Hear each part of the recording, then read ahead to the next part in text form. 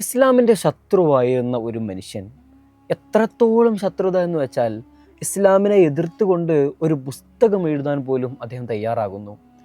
ആ പുസ്തകം എഴുതിക്കൊണ്ടിരിക്കുന്നതിനിടയിൽ അവിചാരിതമായി ആ മനുഷ്യൻ ഇസ്ലാമിനെ പറ്റിയും പ്രവാചകനെ പറ്റിയും ഖുർആനുമൊക്കെ വായിക്കുന്നു. അതിനിടയിൽ അയാൾ മുസ്ലിം ആവുകയാണ്. നെതർലാൻഡിൽ ആ വാർത്ത ഒരു കാട്ടുതീ പോലെയാണ് പടർന്നു പിടിക്കുന്നത്. കാരണം അവരുടെ പാർലമെൻറ്റ് അംഗമായിരുന്നു അദ്ദേഹം. ഇസ്ലാമിനെതിരെ തുറന്നടിച്ച സംസാരങ്ങളും ഇസ്ലാമിനെ തകർത്ത് കളയാനുള്ള എല്ലാവിധ ശ്രമങ്ങളും നെതർലാൻഡിൽ അദ്ദേഹം നടത്തിയിരുന്നു. ഇസ്ലാം ഈ കാലഘട്ടത്തിൻ്റെ ദുരന്തമാണ്, ഖുർആൻ വിഷമാണ്, പ്രവാചകൻ യുദ്ധക്കൊതിയനാണ് എന്നതായിരുന്നു അദ്ദേഹത്തിൻ്റെ തിരഞ്ഞെടുപ്പിൻ്റെ പോലും പ്രധാനപ്പെട്ട വാദങ്ങളിലൊന്ന്. ആ മനുഷ്യൻ പെട്ടെന്നൊരു ദിവസം ഇസ്ലാം സ്വീകരിച്ചു എന്ന് അവിശ്വസനീയം എന്നല്ലാതെ ആ വാർത്തയ്ക്ക് പ്രതികരിക്കാൻ നെതർലാൻഡുകാർക്ക് ആർക്കും സാധിച്ചില്ല എന്നുള്ളതാണ്. ജോറം വാൻ ക്ലവറിൻ്റെ മനോഹരമായ ഇസ്ലാം ആശ്ലേഷത്തിൻ്റെ കഥയാണിന്ന്. വരൂ, കഥയിലേക്കിരിക്കാം.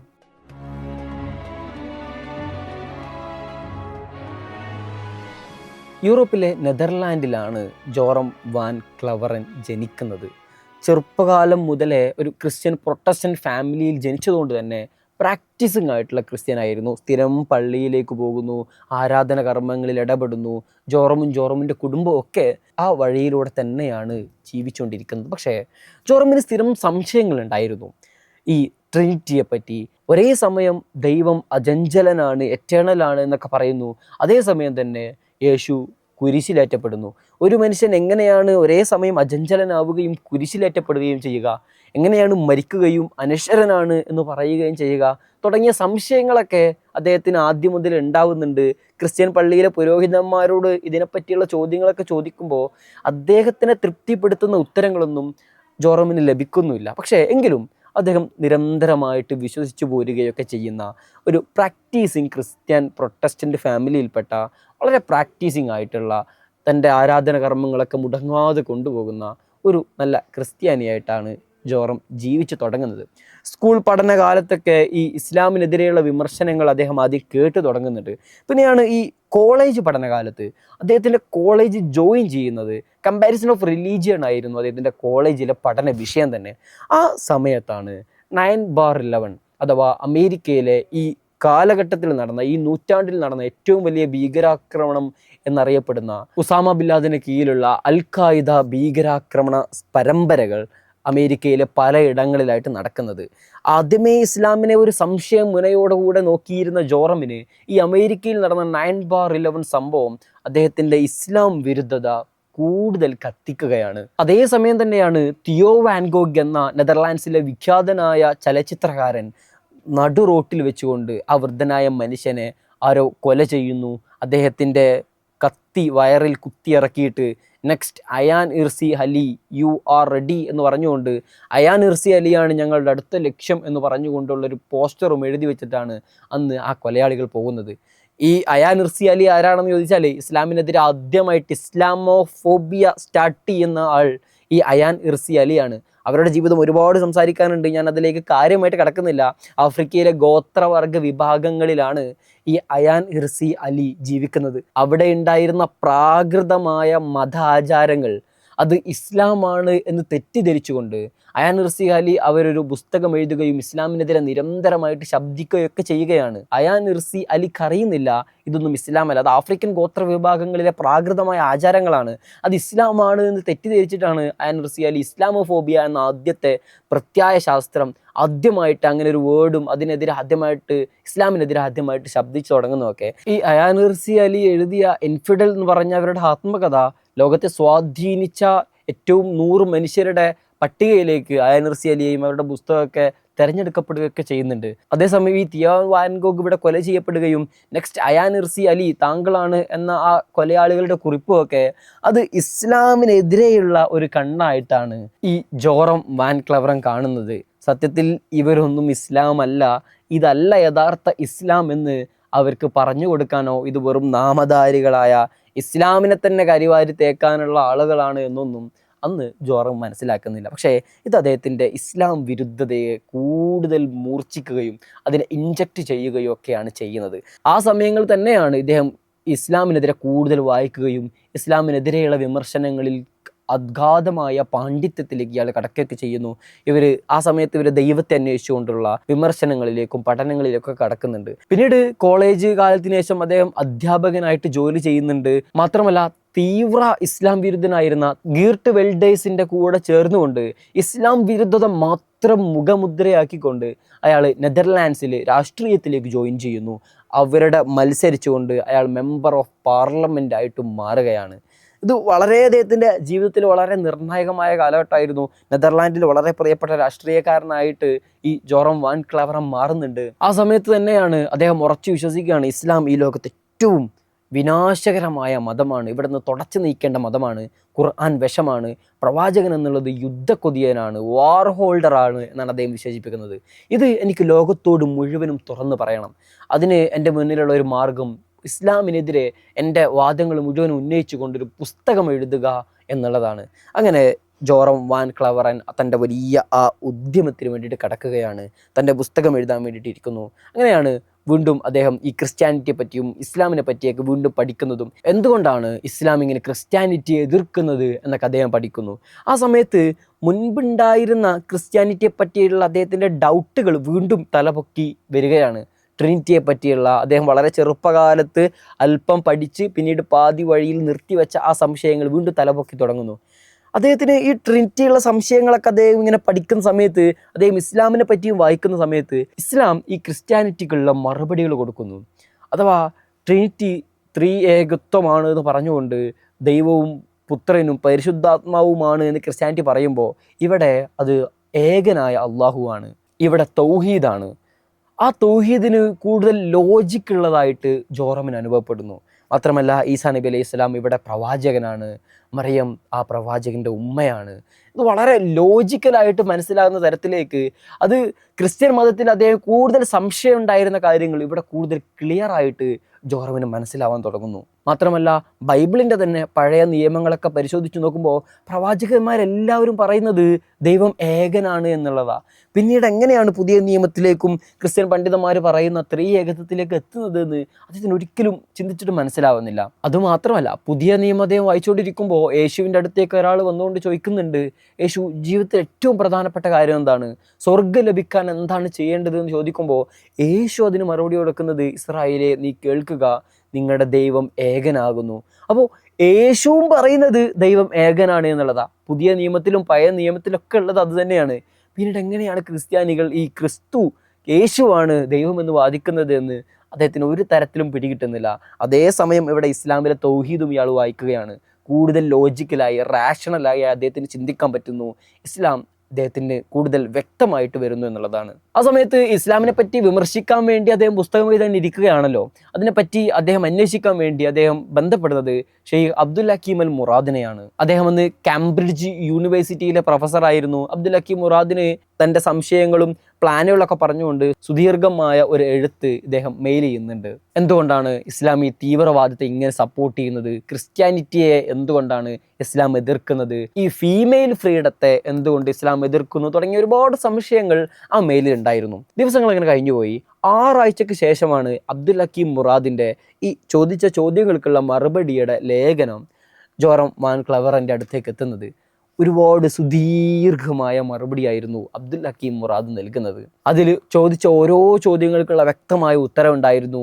സുദീർഘമായ പഠനങ്ങൾക്ക് വേണ്ടി ഒരുപാട് പുസ്തകങ്ങളുടെ പേരുണ്ടായിരുന്നു, വായിക്കേണ്ട ലേഖനങ്ങളുണ്ടായിരുന്നു. ഈ വിഷയത്തിൽ തൻ്റെ അടുത്ത് ആരോടൊക്കെ പോയി സംശയങ്ങൾ ചോദിക്കണം, ആരുടെയൊക്കെ ക്ലിയർ ആക്കണം എന്നുള്ള വ്യക്തമായ ഉത്തരങ്ങളും മറുപടികളും ഒക്കെ ആ അബ്ദുൽ ഹക്കീം മുറാദ് അയച്ചു കൊടുത്ത ആ ലേഖനത്തിലൂടെ ജോറം വാൻ ക്ലവറൻ ഉണ്ടായിരുന്നു. അതിൻ്റെ അവസാനത്തിലായിട്ട് അബ്ദുൽ ഹക്കീം മുറാദ് എഴുതി വെക്കുന്നത് ഇങ്ങനെയാണ്: നിങ്ങൾ ഇസ്ലാമിനെ പറ്റി പഠിക്കുകയാണെങ്കിൽ അത് വിമർശകരുടെ ഗ്രന്ഥങ്ങളിൽ നിന്നല്ല പഠിക്കേണ്ടത്, അത് മുസ്ലിം പണ്ഡിതന്മാരിൽ നിന്നും എക്സ്പീരിയൻസ്ഡ് ആയ ഗുരുക്കന്മാരിൽ നിന്നുമാണ് നിങ്ങൾ പഠിക്കേണ്ടത്. ക്രിസ്ത്യാനിറ്റിയെ നിങ്ങൾ പഠിക്കുന്നത് നിരീശ്വരവാദിയായ ആളുകളുടെ പഠനം വെച്ചിട്ടല്ലല്ലോ, ക്രിസ്ത്യൻ നിന്നുള്ള പണ്ഡിതന്മാരിൽ നിന്നല്ലേ. അതുപോലെ തന്നെ ഇസ്ലാമിനെ പറ്റിയും നിങ്ങൾ പഠിക്കേണ്ടത് ആ പ്രൈം സോഴ്സിൽ നിന്നാണ് എന്ന് അബ്ദുൽ ഹക്കീം മുറാദ് എഴുതുന്നു. അത് ഇദ്ദേഹത്തിന് ഭയങ്കരമായിട്ട് ചിന്തിപ്പിക്കുകയാണ്. അങ്ങനെയാണ് ആദ്യമായി മാർട്ടിൻ ലിങ്സിൻ്റെ മുഹമ്മദിലേക്ക് ജോറം എത്തുന്നത്. അദ്ദേഹത്തിൻ്റെ ചിന്തയെ അപ്പാടെ മാർട്ടിൻ ലിങ്സിൻ്റെ മുഹമ്മദ് മാറ്റിക്കളയുന്നു. യുദ്ധക്കൊതിയനായ, പെൺകുട്ടികളെ പീഡിപ്പിക്കുന്നവനായി കണ്ടിരുന്ന പ്രവാചകർ സല്ലല്ലാഹു അലൈഹി വസല്ലം തങ്ങളുടെ ജീവിതം യഥാർത്ഥത്തിൽ എന്താണ് എന്ന് മാർട്ടിൻ ലിങ്സിൻ്റെ മുഹമ്മദ് വായിക്കുന്നതോടുകൂടെയാണ് ജോറമിന് ബോധ്യപ്പെടുന്നത്.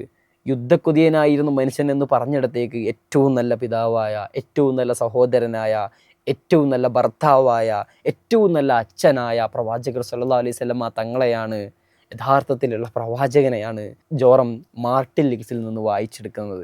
നബിയുടെ ജീവിതം ജോറമിനെ ഇസ്ലാമിനെ പറ്റി പഠിക്കാനുള്ള വലിയ ഒരു ഇന്ധനം നൽകി എന്നുള്ളതാണ് ഏറ്റവും പ്രധാനപ്പെട്ടത്. അദ്ദേഹം മനസ്സിലാക്കുന്നുണ്ട് എങ്ങനെയാണ് ആളുകൾ ഇസ്ലാമിനെ പറ്റി പഠിക്കുമ്പോൾ, പ്രവാചകനെ പറ്റി പറയുമ്പോൾ ചരിത്രത്തെ ഇങ്ങനെ വളച്ചൊടിച്ച് കൊണ്ടുവരുന്നത്. അത് എൻ്റെ അടുത്തേക്ക് ആദ്യം ഇസ്ലാമിൻ്റെ ചരിത്രം എത്തുമ്പോൾ, പ്രവാചകനെ പറ്റി അറിയുമ്പോൾ, അത് ഈ ഒരു പ്രവാചകനെയേ അല്ല ഞാൻ അറിഞ്ഞിരുന്നത്. ചിലർ മനഃപൂർവ്വം വളച്ചൊടിച്ചതാണെങ്കിൽ, ചിലർ അവിചാരിതമായി അറിയാതെ ഇസ്ലാമിനെ പറ്റി ഇങ്ങനെ അറിയാത്തത് പറഞ്ഞുകൊണ്ടിരിക്കുകയാണ്. അത് അവർ തന്നെ അറിയുന്നില്ല എന്ന യാഥാർത്ഥ്യ ബോധത്തിലേക്കൊക്കെ ജോറം എത്തുന്നുണ്ട്. ഏറ്റവും അദ്ദേഹത്തെ സർപ്രൈസ് ചെയ്ത് കളയുന്നത് പ്രവാചകർ സല്ലല്ലാഹു അലൈഹി വസല്ലം തങ്ങൾ ഹിന്ദിന് പുറത്തു കൊടുക്കുന്നത് കണ്ടിട്ടാണ്. പ്രവാചകൻ്റെ എളാപ്പയായിരുന്ന, പ്രിയപ്പെട്ട മനുഷ്യനായിരുന്ന ഹംസ റളിയല്ലാഹു അൻഹുവിനെ ഉഹുദ് യുദ്ധത്തിൽ വെച്ചിട്ട് അബൂ സുഫിയാന്റെ ഭാര്യയായിരുന്ന ഹിന്ദ് വഹ്ഷി എന്ന ഒരു അടിമയെ സ്വതന്ത്രനാക്കി ഹംസ റളിയല്ലാഹു അൻഹുവിനെ കാണിച്ചു കൊടുത്തിട്ട് ഉഹുദിൽ കൊല ചെയ്യാൻ വേണ്ടിയിട്ട് പറയുന്നു. കുന്തമെറിഞ്ഞിട്ട് ഉഹുദ് യുദ്ധത്തിൽ ഹംസ റളിയല്ലാഹു അൻഹുവിനെ വഹ്ഷി കൊലപ്പെടുത്തുകയാണ്. കൊല്ലപ്പെട്ട് കിടക്കുന്ന ഹംസ റളിയല്ലാഹുവിൻ്റെ അടുത്തേക്ക് ഹിന്ദ് വന്നുകൊണ്ട് ഹംസ റളിയല്ലാഹുവിൻ്റെ കരൾ കടിച്ചിട്ട് തുപ്പുന്ന കാഴ്ച ചരിത്രത്തിൽ നമ്മൾ വായിക്കുന്നുണ്ട്. പ്രവാചകർ സല്ലല്ലാഹു അലൈഹി വസല്ലം തങ്ങൾ വേദനയോടെയാണ് ആ സംഭവം കാണുന്നത്. പ്രവാചകൻ അത്രയും പ്രിയപ്പെട്ട മനുഷ്യൻ ഉഹുദിലെ രണാങ്കണത്തിൽ ഹൃദയം പറിച്ച് കടിച്ച് തുപ്പപ്പെട്ട അവസ്ഥയിൽ കിടക്കുന്നത് കണ്ടിട്ട് പ്രവാചകന് താങ്ങുന്നില്ല. ആ ഹിന്ദ് പ്രവാചകൻ്റെ മുന്നിലേക്ക് വരുന്നു. ജോറം മനസ്സിലാക്കുന്നുണ്ട് പ്രവാചകൻ എന്തായാലും അവരെ കൊന്നുകളയും, മാറ്റമില്ല. പ്രവാചകൻ എന്തായാലും ഹിന്ദിനെ കൊന്നുകളയും എന്ന് വിചാരിച്ച് നിൽക്കുന്നിടത്ത് പ്രവാചകർ സല്ലല്ലാഹു അലൈഹി വസല്ലം തങ്ങൾ ഹിന്ദിന് പുറത്തു കൊടുക്കുന്നു. നിങ്ങളിന്ന് സ്വതന്ത്രരാണ്, ആരോടും പ്രതികാരമില്ല, നിങ്ങൾ തിരിച്ചു പോയിക്കോളൂ. നിങ്ങളെൻ്റെ മുന്നിലേക്ക് വരുമ്പോൾ നിങ്ങൾ നിങ്ങളുടെ മുഖമൊന്ന് മറക്കണം, അല്ലെങ്കിൽ എനിക്കെൻ്റെ ഹംസയെ ഓർമ്മ വരും എന്ന് പ്രവാചകൻ പറയുന്നുണ്ട്. ഹംസ റളിയല്ലാഹുവിനെ കൊന്ന വഹ്ഷിക്കും പ്രവാചകൻ പുറത്തു കൊടുക്കുന്നു. ഇങ്ങനെ കാരുണ്യവാനായ ഒരു മനുഷ്യനെയാണ് നിങ്ങൾ യുദ്ധകൊതിയനെന്നും ക്രൂരമനസ്കനെന്നും എന്നൊക്കെ വിളിച്ചാക്ഷേപിക്കുന്നത് എന്ന് ജോറം ആ സമയത്ത് യാഥാർത്ഥ്യം മനസ്സിലാക്കുന്നു. പ്രവാചകർ സല്ലല്ലാഹു അലൈഹി വസല്ലം തങ്ങളുടെ ജീവിതം വായിക്കുക എന്നുള്ളതാണ് ഇസ്ലാമിനെ പറ്റി പഠിക്കാനുള്ള ഏറ്റവും ബെസ്റ്റ് ടൂൾ. ജോറം തന്നെ പറഞ്ഞു വെക്കുന്ന ഒരു വലിയൊരു പാഠമുണ്ട് അവിടെ. ഖുർആൻ ഒരാളെ സംബന്ധിച്ചിടത്തോളം, അറബി അറിയാത്ത ഒരാളെ സംബന്ധിച്ചിടത്തോളം അത് വായിച്ചു കഴിഞ്ഞാൽ മനസ്സിലാവണമെന്നില്ല. അറബി അറിയുന്നവർക്ക് തന്നെ അത് പൂർണ്ണമായിട്ട് ആ ഖുർആനിൻ്റെ മാസ്മരികമായ ലോകത്തേക്ക് കടക്കാൻ പറ്റുന്നില്ല. അറബി അറിയാത്ത ഒരാളെ സംബന്ധിച്ചിടത്തോളം ഖുർആൻ നേരിട്ട് അദ്ദേഹത്തിന് സോയിസ് അല്ല. ട്രാൻസ്ലേറ്റ് ചെയ്ത് വരുന്ന ഖുർആൻ അത് ഖുർആനിൻ്റെ പൂർണ്ണമായ ഖുർആൻ അല്ല അത്. അതുകൊണ്ട് നിങ്ങൾ പ്രവാചകൻ്റെ ജീവിതം നിങ്ങൾ വായിക്കുക. പ്രവാചകൻ്റെ ജീവിതമാണ്. കാരണം ഐഷ ബീവി പറയുന്നുണ്ട്, പ്രവാചകൻ അത് ഖുർആനിൻ്റെ ജീവിതമായിരുന്നു, ഖുർആനായിരുന്നു പ്രവാചകൻ്റെ സ്വഭാവം എന്ന് പറയുന്നത്. അതുകൊണ്ട് പ്രവാചകൻ്റെ സീറ ഗ്രന്ഥങ്ങളാണ്, പ്രവാചകൻ്റെ ജീവിതമാണ് ഇസ്ലാമിൻ്റെ അടിത്തറ. അത് നിങ്ങൾ പഠിക്കുക എന്ന് ജോറം അവിടെ പറഞ്ഞു വെക്കുന്നുണ്ട്. ഇത്രയും ആയിക്കഴിഞ്ഞപ്പോൾ ജോറമിന് മനസ്സിലാവുന്നു ഇത് തൻ്റെ കൈവിട്ടു പോവുകയാണ്. കാരണം പ്രവാചകർ സല്ലല്ലാഹു അലൈഹി വസല്ലമ തങ്ങൾ യഥാർത്ഥത്തിൽ ഒരു കേവലം മനുഷ്യൻ മാത്രമല്ല. ഒരു മനുഷ്യൻ ഇങ്ങനെ മറ്റൊരു വ്യക്തിക്ക് ഇങ്ങനെ പുറത്തു കൊടുക്കാൻ സാധിക്കില്ല. അദ്ദേഹം മറ്റെന്തോ വ്യക്തിയാണ്, അദ്ദേഹം യഥാർത്ഥത്തിൽ പ്രവാചകനാണെന്ന് ജോറമിന് മനസ്സിലാവുന്നു. ജോറമിനിപ്പോൾ ഇസ്ലാമിനെ വിമർശിക്കാൻ ഇരുന്നതിന് ശേഷം രണ്ട് കാര്യം ബോധ്യപ്പെടുകയാണ്. ഒന്ന്, ട്രിനിറ്റിയിലുള്ള സംശയം കാരണം അത് തൗഹീദിലേക്ക് എത്തുന്നു, തൗഹീദാണ് കൂടുതൽ ലോജിക്ക് എന്ന് ജോറമിന് മനസ്സിലാവുന്നു. പ്രവാചകൻ യഥാർത്ഥത്തിൽ പ്രവാചകനാണെന്ന് മനസ്സിലാവുന്നു. ഷഹാദത്ത് കലിമ പൂർണ്ണമായിട്ട് മനസ്സിലായി. പക്ഷേ ജോറമിന് പിന്നീട് ധൈര്യം ലഭിക്കുന്നില്ല. അദ്ദേഹം പഠിച്ചുകൊണ്ടിരിക്കുന്ന പുസ്തകങ്ങൾ മുഴുവൻ എടുത്തിട്ട് റാക്കിൻ്റെ മുകളിലേക്ക് വെക്കുന്നു, ഷെൽഫിലേക്ക് കയറ്റി വെക്കുന്നു. ഇനി അത് ഞാൻ തൊടുന്നില്ല. കാരണം ഇനി ഞാൻ കൂടുതൽ പഠിച്ചു കഴിഞ്ഞാൽ ഞാൻ മുസ്ലിം ആവുമോ എന്ന് അദ്ദേഹത്തിന് ഭയപ്പെടുകയാണ്. അങ്ങനെ എല്ലാ പുസ്തകങ്ങളും ഷെൽഫിൻ്റെ മുകളിലേക്ക് വെക്കുന്നു. അങ്ങനെ എല്ലാ പുസ്തകവും കയറ്റി വെക്കുന്നതിനിടയിൽ ഒരു പുസ്തകം താഴേക്ക് വീഴുകയാണ്. അത് ഖുർആനായിരുന്നു. അതിങ്ങനെ തുറന്നു നോക്കുമ്പോൾ ആദ്യമായിട്ട് ആ മനുഷ്യൻ കാണുന്ന ആയത്ത് സൂറത്ത് ഹജ്ജിലെ 46-ാമത്തെ വാക്യമാണ്. അന്ധത ബാധിച്ചിരിക്കുന്നത് കണ്ണുകൾക്കല്ല, നിങ്ങളുടെ ഹൃദയത്തിലേക്കാണ്. ജോറം ആ നിമിഷം മനസ്സിലാക്കുന്നു, ഈ ആയത്ത് എനിക്ക് വേണ്ടിയുള്ളതാണ്. കാരണം എനിക്കെൻ്റെ കണ്ണുകൾ കൊണ്ട് ബോധ്യപ്പെട്ട കാര്യമാണിത്. മറ്റാരെങ്കിലും പറഞ്ഞു തന്നതോ ആരെങ്കിലും എന്നെ കൊണ്ട് പഠിപ്പിച്ചതോ അല്ല. ഞാൻ വായിച്ച് നോക്കി മനസ്സിലായ കാര്യം, എനിക്ക് ബോധ്യപ്പെട്ട കാര്യം ഞാനത് വിശ്വസിക്കുന്നില്ലെങ്കിൽ അന്ധത ബാധിച്ചിരിക്കുന്നത് എൻ്റെ കണ്ണുകൾക്കല്ല, എൻ്റെ ഹൃദയത്തിനാണ്, എൻ്റെ ബുദ്ധിക്കാണ് എന്ന് ജോറമിന് മനസ്സിലായി. ഈ ആയത്ത് എന്നോടാണ് സംസാരിക്കുന്നത് എന്ന് ജോറമിന് ബോധ്യപ്പെട്ടു. ജോറം ഒന്ന് ഉറങ്ങാൻ കിടക്കുമ്പോൾ പ്രാർത്ഥിക്കുന്നുണ്ട്, എന്തെങ്കിലുമൊക്കെ എനിക്കൊരു തെളിവ് കാണിച്ചു തരണം.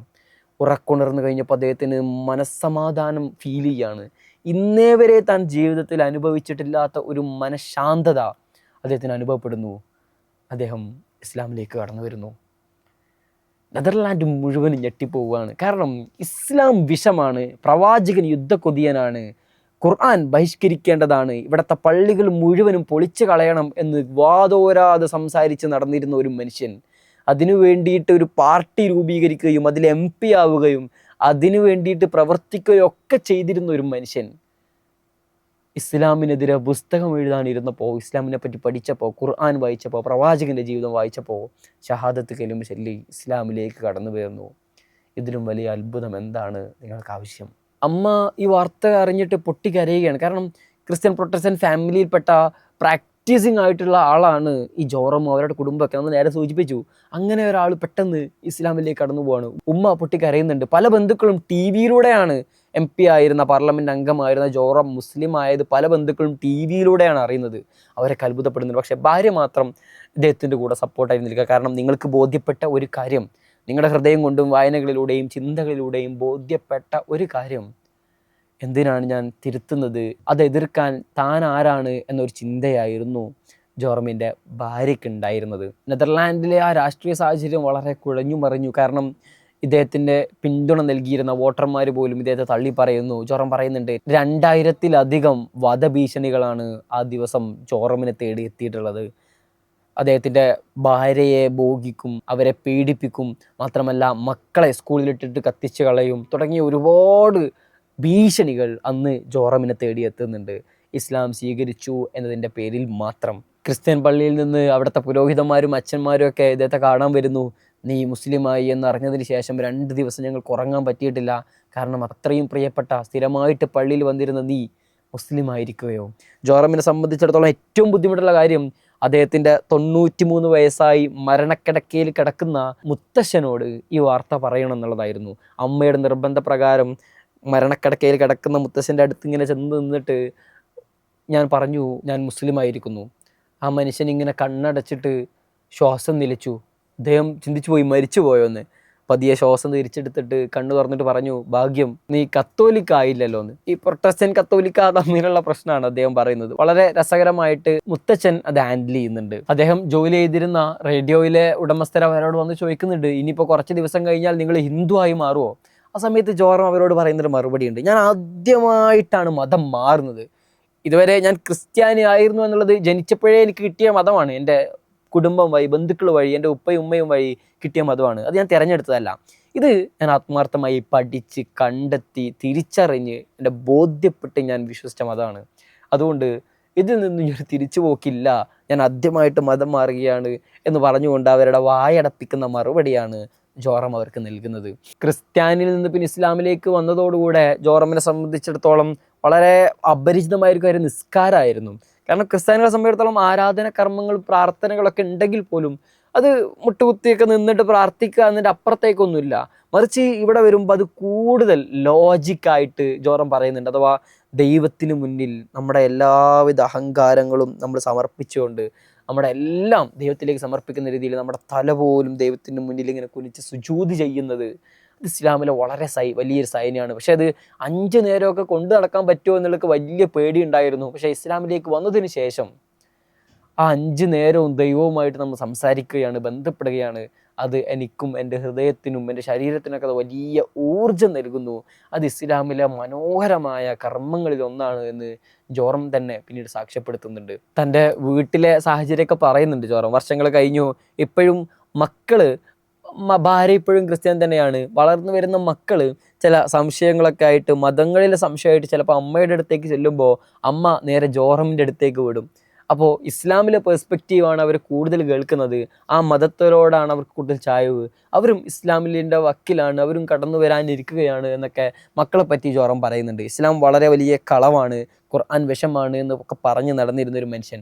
അയാൾ പിന്നീട് ആവർത്തിക്കുന്നുണ്ട്, ഗൂഗിളിലൊന്നും നോക്കിയിട്ട് നിങ്ങൾ ഒരിക്കലും ഇസ്ലാമിനെ പറ്റി വിലയിരുത്തരുത്, നിങ്ങൾ ആധികാരികമായി എഴുതപ്പെട്ട പുസ്തകങ്ങൾ വെച്ചിട്ട് പഠിക്കൂ, അറിവുള്ള ആളുകളുമായിട്ട് നിങ്ങൾ സംസാരിക്കൂ, നിങ്ങളുടെ ചിന്തിക്കുന്ന ചിന്തകൾ പോലും മാറ്റിമറിക്കുന്ന തരത്തിലേക്ക് യാഥാർത്ഥ്യ ബോധങ്ങൾ നിങ്ങളുടെ ഹൃദയത്തെയും ചിന്തകളെയും മാറ്റിക്കളയുമെന്ന് ജോറമിൻ്റെ അനുഭവം വെച്ചിട്ട് സംസാരിക്കുകയാണ്.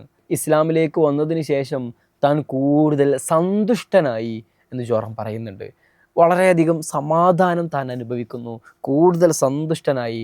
ഇസ്ലാം നിങ്ങൾക്ക് സമാധാനമാണ് തരുന്നത്. അതുകൊണ്ട് നിങ്ങൾക്ക് ആർക്കെങ്കിലും സമാധാനമാണ് ആഗ്രഹമെങ്കിൽ നിങ്ങൾ ഇസ്ലാമിലേക്ക് കടന്നു വരൂ. ഇസ്ലാം അത് സമാധാനം തരുന്നു. ആ നിസ്കാരവും ഇസ്ലാമിലെ കർമ്മങ്ങളൊക്കെ നിങ്ങളെ കൂടുതൽ മനോഹരമായ വ്യക്തികളാക്കി മാറ്റുന്നു എന്ന് ജോറം പറഞ്ഞു വെക്കുന്നു. അടുത്ത ദിവസം ഇതുപോലെ മനോഹരമായ ഒരു കഥയായിട്ട് നമുക്ക് വീണ്ടും ഇരിക്കാം. വഖറദവാന അനിൽ അൽഹംദുലില്ലാഹി റബ്ബിൽ ആലമീൻ. അസ്സലാമു അലൈക്കും.